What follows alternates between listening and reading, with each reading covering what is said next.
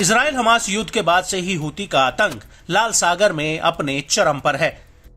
लाल सागर से लेकर अरब सागर तक हालात इतने बदतर हो गए हैं कि पश्चिमी देशों का कोई भी जहाज अगर इन इलाकों से होकर गुजरता है तो हूती उस पर चारों तरफ से टूट पड़ता है। यहाँ तक कि यमन से इजराइल की दूरी करीब 2000 किलोमीटर से ज्यादा है। इसके बावजूद हूती लाल सागर से इजराइल पर बैलिस्टिक मिसाइलें और ड्रोन अटैक कर रहा है। हालांकि इजराइल का दावा है कि इनमें से अधिकतर हमले नाकाम हुए हैं, लेकिन हूती का कहना है कि वो अमेरिका, ब्रिटेन और इजरायली जहाजों पर तब तक हमले जारी रखेगा जब तक कि गाजा में युद्ध विराम नहीं हो जाता।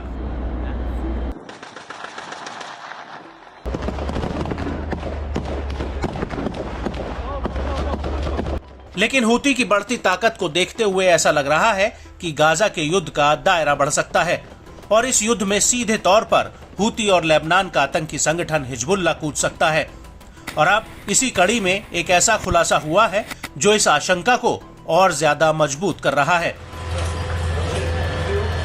दरअसल हूती के प्रवक्ता का कहना है कि जब से हूती ने फिलिस्तीन के समर्थन में लाल सागर में हमले शुरू किए हैं, तब से हूती ने 2 लाख से ज्यादा लड़ाकों की भर्ती और उन्हें प्रशिक्षित किया है।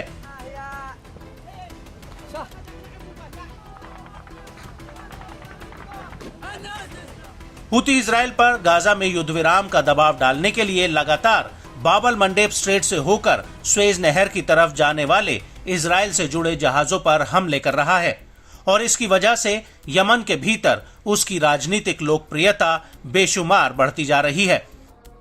और यही वजह है कि अब हूती में दसियों हजार लड़ाके भर्ती हुए हैं।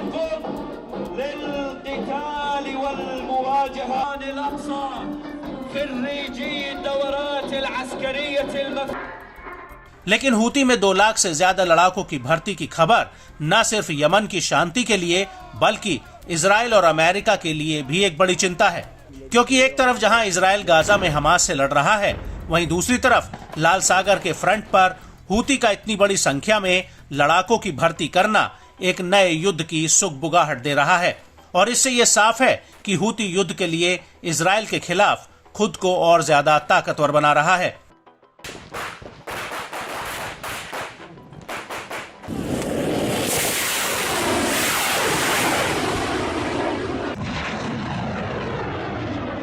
लेकिन हूती की बढ़ती लोकप्रियता यमन की शांति के लिए भी बहुत बड़ा खतरा है। जानकारों का मानना है कि इससे यमन की राजनीतिक सूरत बदल सकती है और मुल्क के भीतर 1 दशक से भी ज्यादा समय से चल रहे गृह युद्ध के खत्म होने की संभावना भी खत्म हो जाएगी। हालांकि हूती के अधिकारी नसर अल दीन अमीर का कहना है कि एक समझौते का विकल्प अब भी मौजूद है। शांति के अवसर मौजूद हैं। हमारे पक्ष में यहूदियों, अमेरिका और ब्रिटेन के अलावा हमारी किसी अन्य पार्टी के ऊपर हमला करने की मंशा नहीं है, क्योंकि वो हम पर हमले कर रहे हैं और हमारा किसी अन्य आंतरिक पार्टी के ऊपर हमला करने का कोई इरादा नहीं है, जब तक कि वो हमारे ऊपर हमला करके यहूदियों की मदद न करें।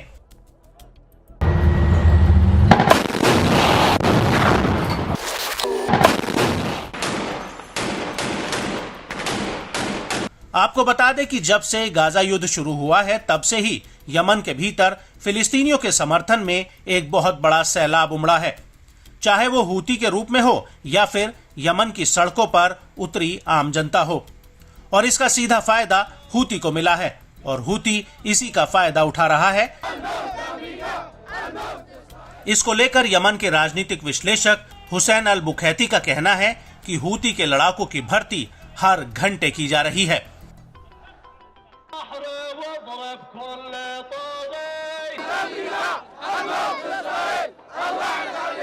वहीं दूसरी तरफ सना सेंटर फॉर स्ट्रेटेजिक स्टडीज के सीनियर रिसर्चर अब्दुल घनी अल इरियानी ने अल जजीरा को अपनी रिसर्च के आधार पर बताया कि 12 फरवरी 2024 तक हूती में नए लड़ाकों की संख्या 1.5 लाख के करीब थी। यहाँ तक कि हूती के कट्टर दुश्मन भी तब तक उनके साथ खड़े हैं जब तक कि वो फिलिस्तीनियों के साथ खड़े हैं।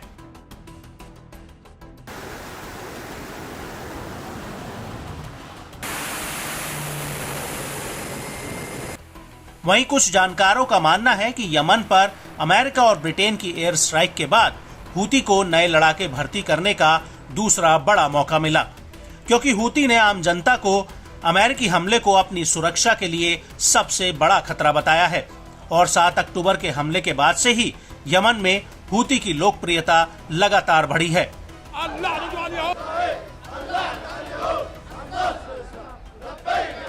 कई एक्सपर्ट्स का मानना है कि 7 अक्टूबर 2023 के हमास हमले से पहले यमन के भीतर हूती की लोकप्रियता घट रही थी, लेकिन इस हमले के बाद अमेरिका और ब्रिटेन की यमन पर एयर स्ट्राइक ने हूती को नई जिंदगी दी है और अब यमन के युवा हूती में भर्ती हो रहे हैं।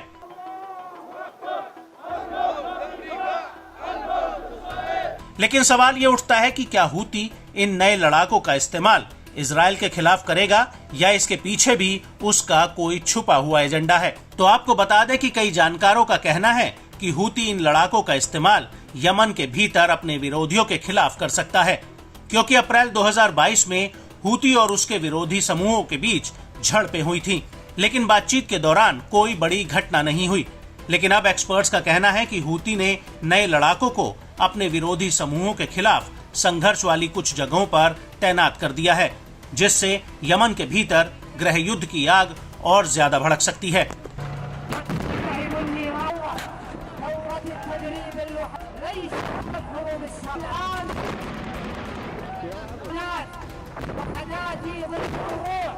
الطيران المسير كل الوحدات